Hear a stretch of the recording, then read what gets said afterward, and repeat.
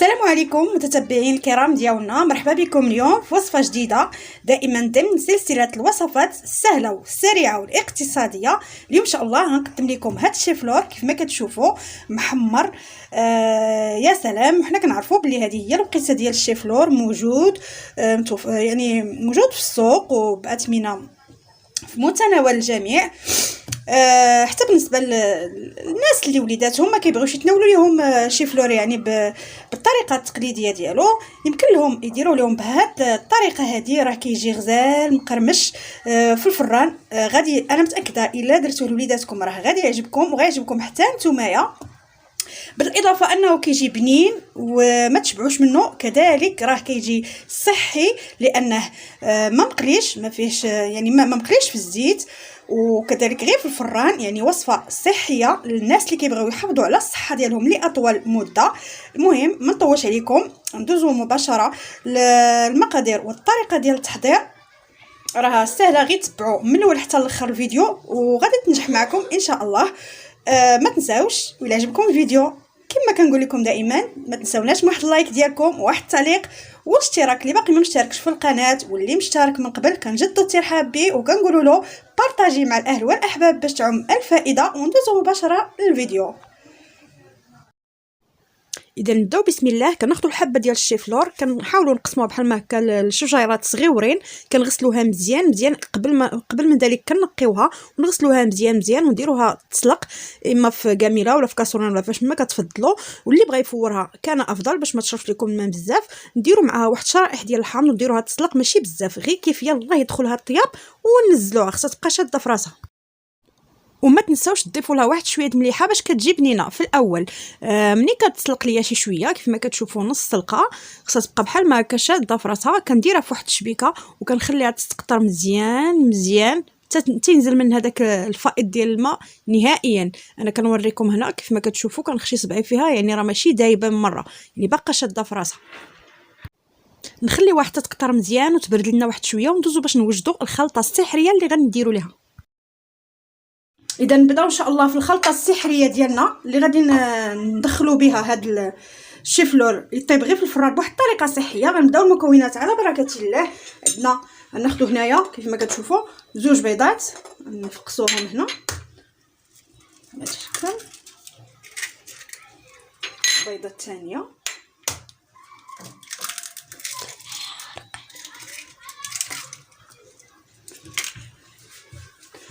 غنضيفوا كذلك واحد تقريبا 2 فصوص ديال الثوم محكوكين. اللي كيفضل الثوم بودره يضيفها. غنضيفوا العطريه اللي عندنا هنا كيف ما كتشوفوا. الملحه ما نساوش اننا راه سالقين الشيفلور ديالنا بالملحه. عندنا شويه ديال البابريكا او التحميره، شويه ديال الخرقوم، شويه ديال السكينجبير، شويه ديال الكمون، شويه واحد الرقه ديال البزار. غنضيفوا هاد المكونات كامله على هاد 2 بيضات. نضربوا هاد المكونات مع بعضياتهم مزيان حتى تنسجم لنا. اذا بعد ما تخلطاتنا هاد المكونات غادي نزيدوا واحد معلقه بالحساب ديال زيت المائده او زيت البلديه كيف ما كتفضلوا. هذه غير باش تعطيها واحد التحميره في الفران، يعني ماشي ضروري بغيتو تستغناو عليها باش تكون صحيه 100% استغناو عليها. كذلك غادي نضيف هنايا كيف ما كتشوفوا واحد الخماره ديال الحلوى حمراء.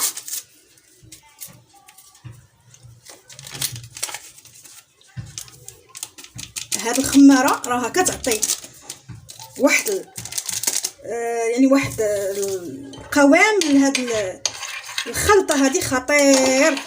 جربوها وتعرفوني علاش كنقول. كذلك غنضيف هنايا شويه ديال القزبر والمعدنوس مقطعين. نخلط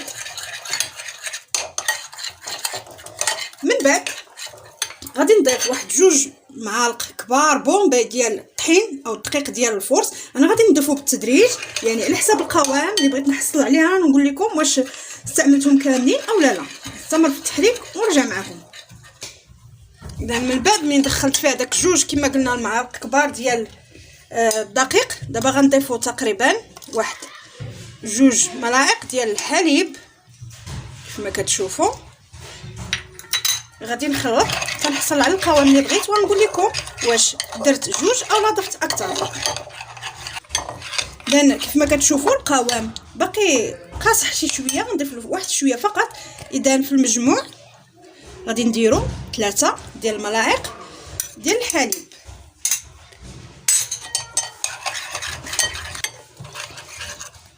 اذا في هذا الاثناء الفرن عندي راه كيسخن، القوام خصو يكون على هذا الشكل، ما يكونش خفيف بزاف وما يكونش ثقيل. اذا بالمجموع دخلت 2 معالق كبار معمرين ديال الطحين و3 المعالق كبار ديال الحليب. دابا غادي نجيب الزهره ديال القرنبيط ديالي كيف ما كتشوفوا، وغادي نحاول نغطسها هنا ونبقى كنمرمد فيها. الصراحه انا كيعجبني نخدم هي بيدي ونبقى كنمرمد فيها هكا في هذا الخليط بهذا الشكل حتى غادي نعمرها كامله بهذا الخليط اللي عندي. اذا كناخذ واحد الطاوه اللي كتدخل الفرن كيف ما كتشوفوا، كنغلفها بواحد الورق ديال الزبده، اولا كيف ما يمكن لكم ديروا شي مول ديال الزاج اللي كيدخل الفران ما كيلصقش وديروا فيه. انا غنكتفي بالطاوه غندير فيها ورق ديال الزبده. غناخذ هذا الراس اللي كيف ما كتشوفوا دخلت فيه بحال ما هكا الخلطه وغنديرو هنا. غنستمر انا على هذا الشكل، غندير الزهرات ديالي كاملين غنعمرهم بهاد الخلطه ونرجع معكم. اذا هما هادو من بعد ما دخلت فيهم داك الخلطه السحريه غندخلهم الفران في الرف الفوقاني حتى يطيبوا ليا مزيان ويطيب داك البيض. داك الساعات نهبطهم عاود لتحت اولا نشعل عليهم العافيه من الفوق وياخذوا واحد التحميره وعاد نخرجهم ونشوفوا الشكل النهائي ديالهم كيف كيجيو. اذا الشيفلور ديالنا من بعد ما خرجناه من الفران كيف ما كتشوفوا راه كيجي على هذا الشكل مقرمش غزال. يا سلام، راه كيجي فيه واحد التقرميجه يا سلام، ما عندي ما نقول لكم. كنصحكم انكم تجربوا هذه الوصفه، انا اكيده انها غتعجبكم وتعجب وليداتكم. وما نطولش عليكم، مع السلامه الى فيديو لاحق باذن الله.